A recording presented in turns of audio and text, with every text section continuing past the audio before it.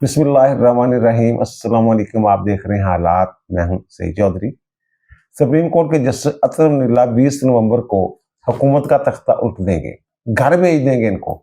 PTA वाले खुशियां क्यों मना रहे हैं, इसका पस मंजर क्या है इस मामले का, ये हम आपके सामने रखेंगे। और साबिक DGI फैज हमीद को अब तक सजा क्यों नहीं मिली, क्यों तखीर हो रही है फैसले में, और क्या इमरान खान का जो केस है ये फौजी अदालत में जाएगा। इसके अलावा जो आईनी बेंच है जस्टिस अमीनुद्दीन खान की सरबराही में काम कर रहा है, उसने तो पूरा जो अदल का निज़ाम है उसको नंगा करके रख दिया है। इस पर भी बात करेंगे। तो इसी से शुरू कर लेते हैं, इमरान खान वाला जो इशू है इसी से शुरू कर लेते हैं। जनाब इमरान खान के बारे में एक तो ये रिपोर्ट आई है गार्डियन की कि जनाब जो एस्टेब्लिशमेंट है वो किसी भी सूरत में इमरान खान के साथ ना कोई डील ना कोई मुज़ाकरात इसके लिए तैयार नहीं है। और उस रिपोर्ट के मुताबिक उस रिपोर्ट में ये कहा गया है कि जनाब इमरान खान की तरफ से गैर मशरूत मुज़ाकरात पर आमादगी ज़ाहिर की गई। कोई पैगाम पे वो भी गए होंगे ना, लेकिन एस्टेब्लिशमेंट इस मामले में किसी तरह की कोई लचक दिखाने के लिए तैयार नहीं है। ये तो होगी उसकी रिपोर्ट। अब इन्होंने 24 नवंबर को जो एहतजाज की कॉल दी है इमरान खान ने, उसके बाद क्या हुकूमत या मुक़तदरा या एस्टेब्लिशमेंट वो किसी खौफ में मुब्तला हुई है, वो कोई तैयार हो गए हैं डील के लिए या ढील के लिए। तो मैंने अपने ज़राए से जब बात की तो मुझे ये कहा गया कि जनाब नहीं, ये जो मर्जी कर लें, ये 24 तारीख दें या कोई और तारीख दें, बात नहीं होगी इमरान खान के हवाले से। यानी वो कहते हैं जनाब टॉलरेंस जीरो, तो वो कह रहे हैं नहीं, किसी किस्म की कोई डील या ढील वाली जो बात है वो नहीं है। वो जो रिपोर्ट है वो दुरुस्त है, अगर के 24 तारीख का ऐलान जो है उसके हवाले से मैं बात कर रहा हूँ। तो वो कह रहे हैं जनाब हमें कोई खदशा नहीं है, इनके आधे से ज़्यादा लोग जो है ना वो कंप्रोमाइज्ड है, हमारे साथ राब्तों में है। और वो कहते हैं ना, आपने देखा नहीं अली अमीन गंडापुर साहब ने कैसे इनकी जो प्लानिंग थी माजी में जो जलसे जुलूसों की, वो कैसे उन्होंने सबूतात की थी, कोई एक जलसा भी कामयाब नहीं हो सका था। डी चौक में ना खुद पहुंचे ना अपने कारकुनों को लेके आए। वो कहते हैं अब भी ऐसा ही होगा। और इनमें जो पीटीआई वाले इनमें इस हवाले से खुद इख्तलाफ है। पहले ये कहते थे जनाब ये घरेलू खवातीन है, अलीमा खान साहबा इमरान खान की बहनें और जो बुशरा बेगम है वो, तो उनका सियासत से कुछ लेना देना नहीं। लेकिन उन्होंने कल जो है पेशावर में खिताब किया है, जो रहनुमा है पीटीआई के उनके और अरकान असम्बली से 300-400 बंदा था, तो वहां पर्दे के पीछे बैठ के जो 10 मिनट तक उन्होंने खिताब फरमाया और कहते ये है जनाब इमरान खान का पैगाम दिया। लेकिन जो लबो लहजा बताया जा रहा है वहां जो था वो तो ऐसे थे जैसे वो खुद कमान कर रही हूँ।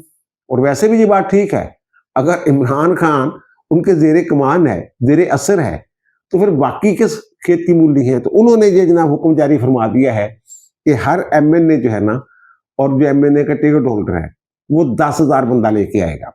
और दूसरा उन्होंने हर MPA और MPA का जो टिकट होल्डर था पीटीआई का वो 5,000 बंदा लेके आएगा। यानी ये आदाद शुमार अगर देखी जाए फिर तो ये लाखों, आधा पाकिस्तान ले आएंगे।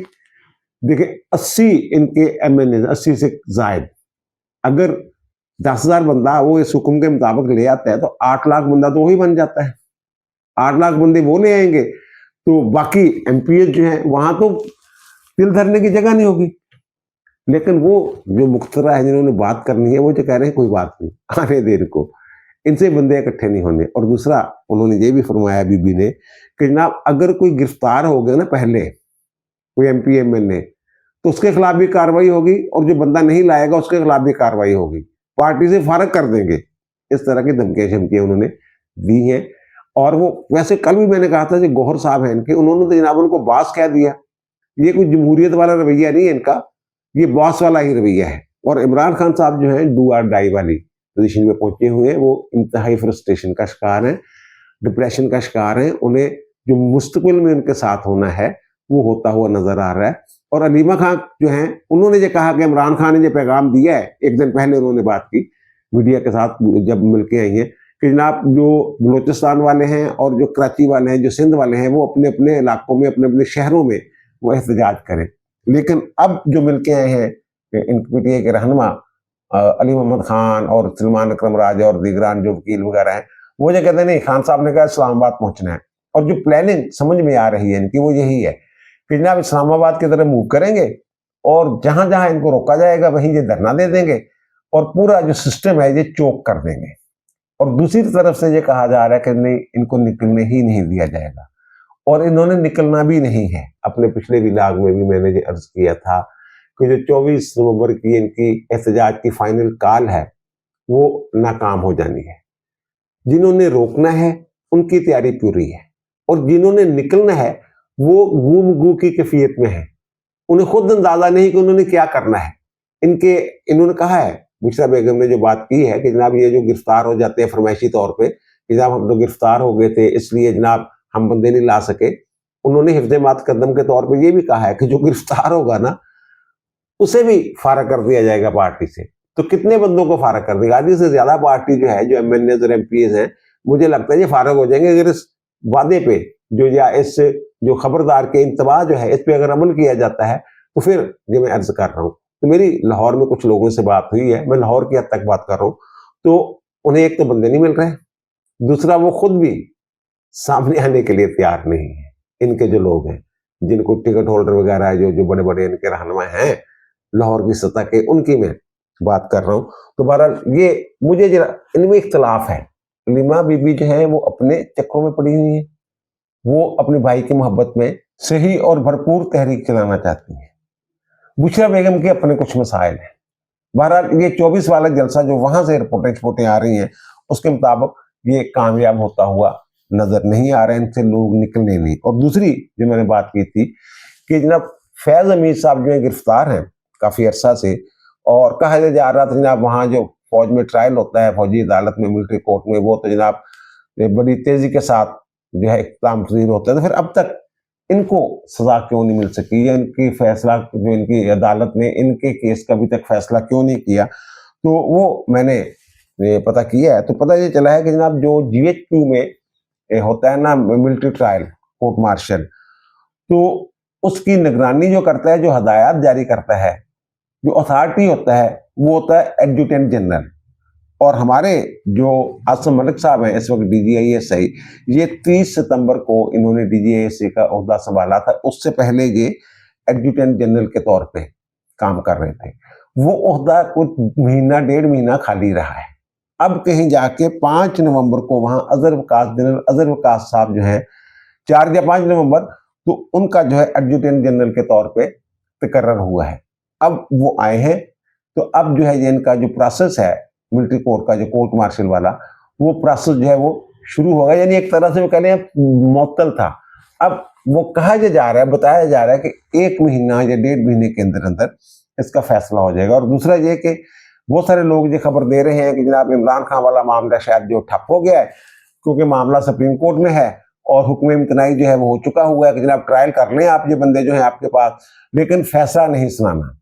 तो इमरान खान वाला आप चैप्टर क्लोज समझे, इनको नहीं ले जाया जा रहा। तो इस हवाले से मैंने बात की है, हमारी जो लीगल टीम है, जज एडवोकेट जनरल ब्रांच होती है वहाँ, और भी इनके लीगल एडवाइजर होते हैं, अटॉर्नी जनरल से भी मशवरा कर लेते हैं, बड़े बड़े वकला के साथ भी मशवरा कर लेते हैं। ये फौज वाले जो हैं बड़ी खुशी के साथ जाकर वो देते हैं मशवरे जनाब।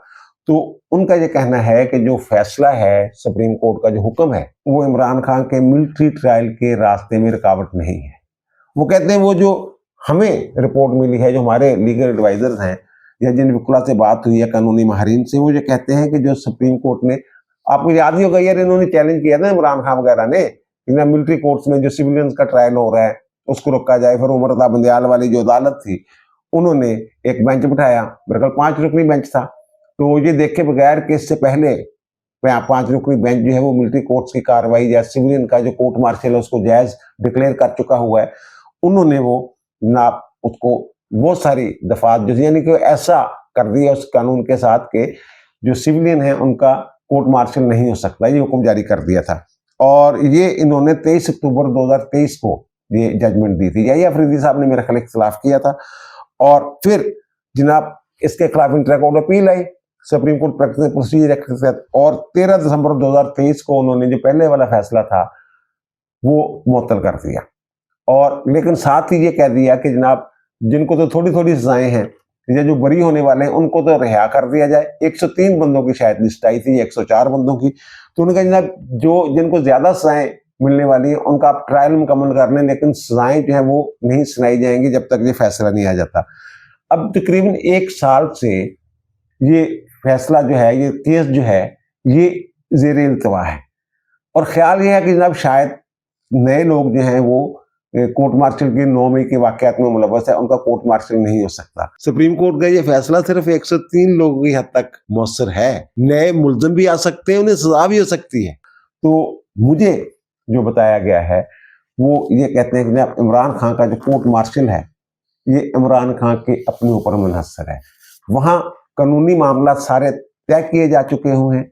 किसी वक्त भी ये कहा जा सकता है जनाब 9 मई वाले किसी भी मुकदमे में GHQ वाला हमला हो या लाहौर वाले हमले हो, कोर कमांडर वाला हमला हो, मास्टरमाइंड ये है, तमाम शहादतें मुकम्मल हैं। इसलिए ये कहना कि इमरान खान का मिलिट्री कोर्ट में ट्रायल जो है उसका चैप्टर क्लोज हो गया है, वो क्लोज नहीं हुआ है, उसी तरह खुला है। और वो मैंने अर्ज कर दिया है कि तखीर क्यों हो रही थी, क्योंकि एडजुटेंट जनरल साहब का जो ओहदा था वो 1-1.5 माह से तकरीबन खाली था। अब जबकि वो दोबारा वहाँ जनरल साहब आ गए हैं, तो फिर इम्कान ये है कि जो ये वाले मामलात हैं मिलिट्री कोर्ट वाले, ये दोबारा रवां हो जाएंगे। और दूसरा जो मैंने अर्ज किया है कि जनाब जो आईनी बेंच बना है जस्टिस अमीनुद्दीन खान साहब की सरबराही में, उसने तो पूरा अदालती निज़ाम जो है उसी को नंगा कर दिया है। ये सुप्रीम कोर्ट में कोई 60,000 के करीब मुकदमात जो हैं वो ज़ेर इल्तवा हैं। उसकी वजह अब समझाना शुरू हुई है। ये अदालतें जो हैं ये केसों के फैसले ही नहीं करना चाहती थी, हसास मामलात को हाथ ही नहीं डालती थी, रख के बैठी रहती थी। एक समात होगी, नोटिस हो गए और फिर जनाब डेट जो है वो गैर महीना मुद्दत के लिए मुलतवी कर दिया गया मुकदमा, फिर वो लगे ना लगे, क्या हो क्या ना हो, हुक्म इतना ही जारी हो गया। अब यहाँ एक तो जब पहले दिन समात हुई है तो 1993 का एक मुकदमा था, 31 साल पुराना मुकदमा, और अब यही बेंच जो है, ये अमीनुद्दीन खान साहब वाला बेंच जो है, ये 2000 से जायद 2000 के राउंड अबाउट मुकदमात अगले हफ्ते जो है उनकी समात कर रहे हैं। उनमें ठीक है 1800 करीब जो मुकदमात है वो कनेक्टेड मैटर है, टेक्स्ट मैटर है। दूसरे लफ्जों में जो कनेक्टेड मैटर्स होते हैं उनकी मुश्तरका समात होती है। लेकिन बाकी बहुत सारे केस हैं, ये कितनी देर से साल से पड़े हुए केस थे जिनको इसलिए हाथ नहीं डाला जा रहा था कि वो फैसला ही नहीं करना चाह रहे थे। मसलन आप ये देख लें कि जब ये ऑडियोस लीक हुई हैं साकिब निसार की और ख्वाजा तारिक रहीम की, साबिक गवर्नर की, उसमें मरियम को धमकियां चमकियां दे रहे हैं कि जनाब करते थे इसका कुछ, और फिर साकिब निसार के बेटे की एक उसके दोस्त के साथ कि 1 करोड़ 20 लाख पता नहीं कितने का टिकट जो PTI से बाजी ने ले दिया है वो ले दे, और फिर उमर अता बंदयाल साहब जो चीफ जस्टिस थे उनकी सास साहबा और ख्वाजा तारिक रहीम की अहलिया की गुफ्तगू कि ये कम वक्त वो भी तो नहीं लगाते, मार्शल भी तो नहीं लगाते, और उसमें मुनीब अख्तर साहब का भी जिक्र था, ये सारी। और फिर उसके बाद जो परवेज इलाही साहब और मुज़ाहिर अली अकबर नकवी साहब की गुफ्तगू, फिर जो उस वक्त आबू ज़ुबैरी साहब जो सुप्रीम कोर्ट बार के सदर थे उनकी और परवेज इलाही की गुफ्तगू, ये सारी चीज़ें जो हैं इनकी इंक्वायरी के लिए हुकूमत ने 19 मई 2023 को एक नोटिफिकेशन जारी किया था, एक इंक्वायरी कमीशन जो मुकर्रर किया था। उस वक्त के सीनियर तरीन जज काजी फायदी साहब उसके सरबराह थे। बलूचिस्तान हाई कोर्ट के चीफ जस्टिस नईम अख्तर अफगान जो अब सुप्रीम कोर्ट के जज हैं वो उस कमीशन में शामिल थे, और इस्लामाबाद हाई कोर्ट के चीफ जस्टिस आमर फारूक साहब उसमें शामिल थे। उसका इजलास भी हुआ कमीशन का और फिर कार्रवाई भी शुरू की उन्होंने। तो जनाब इंक्वायरी कमीशन के क्याम को चैलेंज कर दिया जनाब इमरान खान ने बताते खुद, वो जनाब सुप्रीम कोर्ट पहुंच गए। और फिर रियाज हनीफ राही साहब एक वकील हैं जिन्होंने जनरल बाजवा की एक्सटेंशन को चैलेंज किया था और फिर दरखास्त वापस लेने की कोशिश की थी। और फिर जस्टिस काजी फायद ईसा का जब तकर्रर हो गया बतौर chief justice Balochistan high court, तो उसको उन्होंने चैलेंज किया था। वो एक दिन पहले जो है उनकी जो नजरसानी की दरखास्त थी वो मुस्तरद हुई, उन्होंने भी जनाब चैलेंज किया था। और फिर सुप्रीम कोर्ट बार के सेक्रेटरी थे मुकद्दर तशवीर साहब, उन्होंने भी चैलेंज किया। आबद ज़ुबैरी साहब ने भी उसको चैलेंज किया था। इन दरखास्तों की समाअत की और बंदयाल साहब की सरबराही में बेंच बना, उसमें एतराज किया गया कि ना आप भी ना बैठे, मुनीब अख्तर साहब भी ना बैठे, आप लोगों का नाम है इसमें, आप क्यों बैठ रहे हैं इसमें? एजाजुल हसन साहब भी ना बैठे, उनका नहीं जी इससे बना, और हुक्म इब्तदाई जारी कर दी। हुक्म इब्तदाई जारी करके उसको खूह खाते में फेंक दिया, पता नहीं कहाँ गई फाइल। अब वो जो केस है 21 नवंबर को आईनी बेंच के सामने लग गया हुआ, यानी ये जो 3, 4, 5, 6 पेशियों की मार होता है केस, वो भी पड़े हुए थे साल से। साल साल से। ये अब पता चल रहा है आके कि ना वो केस भी है, वो केस भी है, वो केस भी है। जिन लोगों के केस होते हैं उनको बेचारों को पता होता है कि कितने साल से हम मुंतजर हैं, रुल रहे हैं अदालतों में। आम लोगों को नहीं याद होता, जेल में नहीं रहता। अब ये केस जो है 21 नवंबर को लग गए। एक तो ये हो सकता है जनाब ये गैर मौसर हो गया क्योंकि वो काजी साहब भी रिटायर हो गए हैं, नईम अख्तर खान साहब भी जो है वो आगे हुए हैं अब सुप्रीम कोर्ट में। लेकिन एक सूरत और भी हो सकती है इसकी, आईनी बेंच ये फैसला कर सकता है जनाब बिल्कुल ये इन मामला की तहकीकात जो है इंक्वायरी होनी चाहिए, और हुकूमत को जो रोका गया था बेंच मुझ बनाने से वो फैसला हम खत्म कर रहे हैं, और नए सिरे से बेंच जो है तश्कील दिया जा सकता है। सॉरी, बेंच कह दिया, कमीशन, नए सिरे से कमीशन जो है ये तश्कील दिया जा सकता है। ये फैसला भी आ सकता है, कानून में इसकी गुंजाइश है। वो अटॉर्नी जनरल से पूछेंगे ना कि भाई साहब आप बताएं, आप इंक्वायरी चाहते हैं, ये बस ठीक है जो हो गया हो गया। तो अटॉर्नी जनरल कैसे कहेगा जनाब हम इंक्वायरी नहीं चाहते? यही तो अटॉर्नी जनरल साहब थे उस वक्त भी भारत। और दूसरी जो मैंने ना पुराने मुकदमात पर, एक होते थे फरख इरफान खान साहब लाहौर हाई कोर्ट के जज, उन्होंने 2016 में एक दरखास्त दायर की थी सुप्रीम कोर्ट में बतौर जज। मसला ये सीनियरिटी का इशू था। मसला ये था कि जो उनका बैच था ना ये मुल्क से बाहर थे जब जजों का तकर्रर हुआ है लाहौर हाई कोर्ट में, तो बाकी जजों ने हलफ उठा लिया। ये इन्होंने 1-2 दिन बाद ये वापस आके इन्होंने हलफ उठाया था। तो क्योंकि इन्होंने हलफ बाद में उठाया था और नोटिफिकेशन में ये लिखा होता है कि जनाब जिस दिन हलफ उठाएंगे उस दिन ये जज समझे जाएंगे, तो इनकी सीनियरिटी जो है वो सबसे जूनियर जज बना दिया गया उस बैच में। इन्होंने उसको चैलेंज किया हुआ था। 2016 से सर ये केस पड़ा हुआ है। करते फैसला आपने जो भी करना है भाई। आप कहते नहीं भी आप गलत कह रहे हैं, उनका ये मौकफ है। या ये जो हमारे सर्विसेज रूल्स हैं उनमें ये लिखा हुआ है कि एक ही बैच के लोग अगर जो ज्वाइनिंग देते हैं, कोई आज देता है, कोई कल देता है, कोई 3 को देता है, कोई 4 को, कोई 5 को, कोई 10 को, वो बैच की सीनियरिटी जो है वो मुश्तरका ही होती है। ये नहीं देखा जाएगा, वो बस पूरे बैच की सीनियरिटी इकट्ठी बनेगी। तो ये कह रहे थे जनाब सीनियरिटी, एक बैच की सीनियरिटी जो हिसाब से मेरा जो नंबर बनते हैं मुझे दिया जाए, मैं सीनियर हूं। तो वो दरखास्त रख के बैठे 2016 से सर। ये पता चल रहा है अब। उस वक्त जब दरखास्त फाइल की तो उस वक्त तो खबरें दी होंगी हमने, लेकिन उसके बाद क्या हुआ ये किसी के जहन में। अब जब ये कागज सामने आ रही है तो पता चल रहा है इतने साल पुराना मुकदमा, इतने साल पुराना मुकदमा। और फिर ये जो फरख इरफान खान साहब है ना, ये इमरान खान और जो साकम सार वगैरह, पीटीआई कह लें आप, और साकम सार वगैरह के ना इंतकाम का निशाना ही बने थे। इनके बारे में ये एक तासर बना लिया इन्होंने कि शायद ये शरीफ फैमिली के बारे में कोई नरम गोशा रखते हैं। एक तो ये कि हमजा शहबाज ने बाहर जाना था, उनकी बेटी का कोई बीमारी का मसला था, तो इन्होंने उनको बाहर जाने की इजाजत दी थी हाई कोर्ट के जज के तौर पे। और फिर दूसरा ये जो हदेबिया पेपर मिल वाला इशू था, रेफरेंस था, नैब ने कोई 2002 में बंद किया या 2000 में सॉरी बंद किया और फिर 2008 में जाके दोबारा खोल लिया, रीओपन कर लिया। तो वो जो केस हाई कोर्ट में आया था, तो ये फरख इरफान खान साहब ने उसको जो कार्रवाई थी दोबारा रीओपन करने की, उसको सेटिसाइड किया था। और ये उनकी नजरों में थे। जब इस बंदे को जनाब अब नहीं छोड़ना, अब बीच में पनामा आ गया। तो जब इनकी एक बहुत बड़ी लॉ फर्म है और उस लॉ फर्म की मुल्क से बाहर भी ब्रांचें हैं, तो मुल्क से बाहर जो कमाई करते थे इन्होंने वहां से कुछ जायदाद खरीदी हुई थी, तो इन्होंने उस बुनियाद में पकड़ लिया। इनकी बाकायदा तू मैं भी हुई साकिब निसार साहब के साथ सुप्रीम जुडिशल काउंसिल के इजलास में, और हामिद खान साहब इनके वकील थे, बाकायदा बाजू बाजू टोंगले सी। तो ये साहब इन्होंने जो इनके खिलाफ कार्रवाई, फिर इन्होंने रिजाइन बहरहाल कर दिया था। तो फिर इनके खिलाफ जो हुक्म था ना, जो कार्रवाई शुरू की थी 2019 की ये बात है, इन्होंने इसको सुप्रीम कोर्ट में चैलेंज किया था। जैसे काजी साहब ने अपने खिलाफ रेफरेंस को चैलेंज किया था, या शौकत अजीज सिद्दीकी ने चैलेंज किया। शौकत अजीज सिद्दीकी का भी केस पड़ा रहा, उनकी रिटायरमेंट के बाद फैसला किया काजी साहब जब आए, इनका भी फैसला वो पड़ा रहा। उनका केस भी अब लगा है जाके कहीं।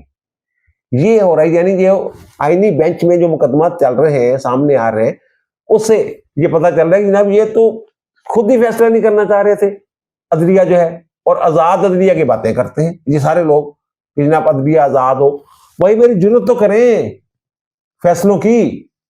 काजी साहब ने उन मुकदमात को हाथ डाला जिनको के हाथ डालने के लिए तैयार ही नहीं था। जुल्फिकार अली भुट्टो केस हो गया, फैज हमीद धरना वाला केस हो गया, परवेज मुशर्रफ वाला केस हो गया, इलेक्शन वाला केस हो गया, देख लिया आप। और दूसरा जो मंसूर अली शाह साहब के हवाले से मैंने बताया था जनाब, उनके वारंट गिरफ्तारी यास्मीन अब्बासी जो थी महोत्सव, खातून महोत्सव उन्होंने जारी किए थे, तो वो मामला तो मोटो लिया था। उस वक्त अमीर जमाली साहब ने असगुल नोटिस लेके वो वारंट गिरफ्तारी जो इनके जारी किए गए थे, काबिल जमानत थे वैसे वो उन्होंने मुअत्तल कर दिए थे। वो केस भी लगा था इस आईनी बेंच में। तो आईनी बेंच के जो जमाल खान मुंतकिल साहब, उनकी ऑब्जर्वेशन से लगता है वो कहते हैं जनाब चलो बस ठीक है, गैर मौसर होगी दरखास्त। लेकिन जो मोहम्मद अली मदर साहब थे उन्होंने कहा कि नहीं जनाब, जो खतून को इन्होंने बतौर हाई कोर्ट के जज के तौर पे मंसूर अली शाह साहब ने हुक्म इम्तनाई जारी किया था कार्रवाई रोकने के लिए, खतून ने रोकी नहीं। और फिर जनाब ये तो ही अदालत है। और फिर मंसूर अली शाह साहब ने 2 दफा उनके काबिल जमानत वारंट निकाले थे, और फिर तीसरी मरतबा काबिल जमानत वारंट निकाले थे। ये मैं आपको अमरे वाक़या बता रहा हूँ। फिर पुलिस चली गई थी उनको गिरफ्तार करने के लिए यास्मीन अब्बासी साहबा को। फिर वो Pakistan bar council, supreme court, bar high court वगैरह बीच में पड़ गई। फिर वो आई इनके चैम्बर में मिली, तो चैम्बर में भी इन्होंने शायद उनके साथ को रवैया रूट रखा, तो जजमेंट में लिख दिया कि जनाब ये उसने माजरत किया, डिस्पोज ऑफ कर दिया इन्होंने, तौहीन वाला मामला। लेकिन वो खातून कहती है कि मैंने तो कोई माफी शाफी नहीं मांगी, मैंने तो अपना मौक़िफ़ रखा था सामने जाके। फिर उसने खातून ने जो है उसने भी जनाब इनको तौहीन अदालत के नोटिस जारी कर दिए, ये पेश नहीं हो रहे थे। उन्होंने भी इनके वारंट गिरफ्तारी काबिल जमानत थे वो निकाल दिए थे, उस पर ये मामला था। तो अब जो मंदोखेल साहब चाह रहे थे मामले को डिस्पोज ऑफ कर दे, लेकिन मोहम्मद अली मदर साहब जो है वो उनका कहना था नहीं जनाब ये केस जो है इसमें कानूनी निकात है। मसरत हलाली साहबा ने भी ये कहा। तो फिर उन्होंने कहा जनाब वो खतून को बुलाते हो। तो मंदोखेल साहब ने कहा तो ये तो जो मंसूर अली शाह साहब ने हुक्म जारी किया था ये महोत्सव को जारी किया था। तो अब महोत्सव से पूछ लेते हैं कि वो जो खातून ने खुद नोटिस लेके वारंट निकाले थे उसकी क्या कैफियत है, क्या सूरत हाल है। तो वो रिपोर्ट शोट मांग के उन्होंने जो केस की समाअत है वो मुलतवी कर दी। और फिर जो बात जिसपे पीटीए वाले बड़े ही खुश हैं। मुझे 1-2 बंदों ने फोन करके कहा जनाब 20 तारीख में देखना की हुंदा इत्थे, वो हुंदा की है, मामला की है 20 तारीख वाला। वो जो हमारा मेन स्ट्रीम मीडिया है ना, एक खबर है जिसको वो इस अंदाज में चला रहे हैं कि जैसे कि 8 फरवरी के जो आम इंतखाबात थे उनमें जो धांधली हुई है उसके खिलाफ जो केस थे, दरखास्तें थी, वो समाअत के लिए मुकर्रर हो गई है। तो वो जनाब लग ये रहा है कि जनाब आम इंतखाबात में जो धांधली है, मुबैना धांधली के 3 मुकदमात समाअत के लिए मुकर्रर। और जस्टिस अतर मिल्ला साहब की सरबराही में 3 रुकनी बेंच 20 नवंबर को जो है वो समाअत करेगा। और उसमें बेंच में जस्टिस इरफान सादत साहब शामिल होंगे और जस्टिस अकील अब्बासी साहब, यानी 3 रुकनी बेंच होगा। अब जो अतर मिल्ला साहब हैं, जो मखसूस रिश्तों वाला केस है उसमें भी इस तरह की ऑब्जर्वेशन देते रहे हैं, और भी कि एक मुकदमात में वो रिमार्क्स देते रहे हैं। और जो 8 फरवरी का इलेक्शन था उस हवाले से वो धांधली शांधली को इस तरह का जनाब वो फेयर इलेक्शन नहीं है, इलेक्शन कमीशन ने सही किरदार अदा नहीं किया, ये जमात जो थी पीटीआई इसका बल्ला ले लिया, इस तरह की बातें, यानी कि फेयर इलेक्शन थे ही नहीं, इस तरह की बातें वो करते हैं अतर मिल्ला साहब के हवाले से। और फिर ये भी आपको पता है हम भूड हैं, हम काली भेड़े नहीं है, हम काले भूड है, डंग शंग मार देने हैं। अतर मिल्ला साहब वाले बेंच में अब 3 दरखास्तें लगी हुई, जिससे ये तासर लिया जा रहा है कि शायद वो पूरा जो प्रोसेस था इलेक्शन का उसमें जो मुबैना धांधली है उसका जायजा लेने के लिए बेंच बन गया हुआ है, और ये दरखास्तें लगी हुई हैं। भाई मेरे जो देख तो लेना, काज लिस्ट तो देख लेना। ये कह रहे देखना जनाब 20 तारीख को देखना तुझे की करता नहीं, उन्होंने धांधली ज्यादा करार दे देना इलेक्शन में, तो फिर जनाब हुकूमत की करेगी, जो फलां की करेगा, कि टिमकड़ा की करेगा। भाई मेरे वो तो देख ले वो है केस है क्या।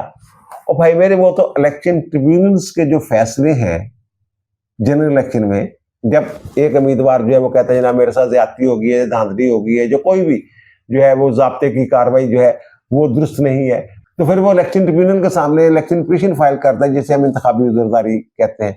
तो वो बलूचिस्तान असेंबली के 3 हल्के जो हैं उनके हवाले से जो इलेक्शन ट्रिब्यूनल्स के फैसले हैं उनको चैलेंज किया हुआ है उन्होंने। जनरल इलेक्शन के खिलाफ तो है ही नहीं। वो बलूचिस्तान असेंबली का एक हल्का 28 है, एक 44 है, एक 45 है, उससे मुतल्लिक इलेक्शन ट्रिब्यूनल के फैसले हैं वो चैलेंज किए हुए हैं सुप्रीम कोर्ट में, उनकी समाअत होनी है। हाँ, अगर 26 तरमीम से पहले ये केस लगता फिर 184 के तहत, और फिर जो 187 है कि इंसाफ की मुकम्मल फराहमी के लिए कोई हुक्म भी जारी कर सकते हैं, फिर ये पंडोरा बॉक्स खोला जा सकता था। अब तो इन मुकदमात से इधर उधर हो ही नहीं सकते। अतर मिल्ला साहब ये किस बात की खुशियां मना रहे हैं?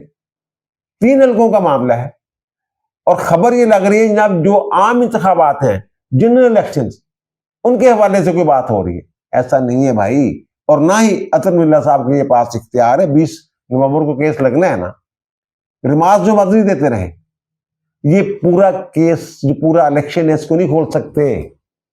सिर्फ 3 हलकों की हद तक महदूद रहेंगे। आइन ने पाबंद कर दिया उन्हें। और 26वीं तरमीम मुझे कहती है कि जनाब, बंदा आइन और कानून के तहत जो दिए गए इख्तियार है किसी जज को, उससे उधर उधर नहीं हो सकता। अगर होंगे तो फिर क्या होगा? फिर आइन का आर्टिकल 209 है, जो ये कहते हैं जनाब ऐसी कोई हरकत करेगा तो फिर जनाब उसके खिलाफ जुडिशल काउंसिल में मामला जाएगा। देख लीजिएगा पीस को क्या होता है। इनकी खुशियां सारी धरी की धरी रह जानी है। अब दीजिए मुझे इजाजत, इंशाअल्लाह मुलाकात होगी नए भी लाख के साथ। अल्लाह ताला आप पर, मुझ पर, हम सब पर मेहरबान रहे। अल्लाह हाफिज।